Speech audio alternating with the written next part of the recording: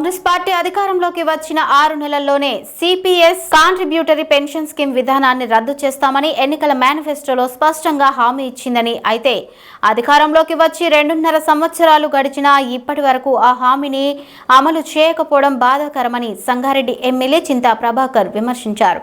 CPS విధానాన్ని రద్దు చేయాలని డిమాండ్ చేస్తూ సిపిఎస్ఈయు నాయకులు రంగారెడ్డి చౌరస్తా నుంచి భారీ బైక్ ర్యాలీ నిర్వహించి సంగారెడ్డి ఎమ్మెల్యే క్యాంపు కార్యాలయంలో ఎమ్మెల్యే చింతా ప్రభాకర్ ను కలిసి వినతి పత్రం అందజేశారు. ఈ కార్యక్రమంలో టీఎస్ సిపిఎస్ఈయు నాయకులు, ఉద్యోగులు, బీఆర్ఎస్ నాయకులు, ప్రజాప్రతినిధులు మరియు కార్యకర్తలు పెద్ద సంఖ్యలో పాల్గొన్నారు.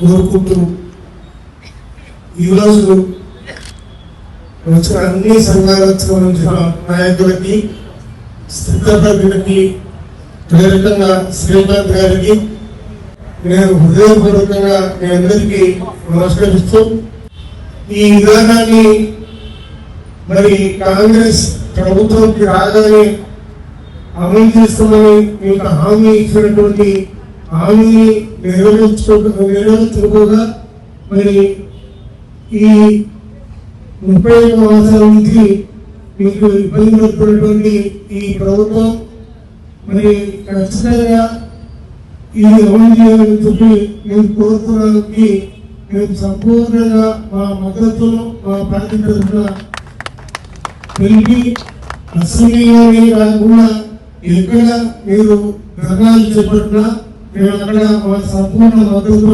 తెలియజేస్తాం. అదే రకంగా మేనిఫెస్టోలు పెట్టి ఇది అమలు చేస్తామని చెప్పిన ఈ విధానాన్ని తొందరలోనే అమలు చేయాలని చెప్పి నేను కూడా మీ తరఫున డిమాండ్ చేస్తా ఉన్నాం.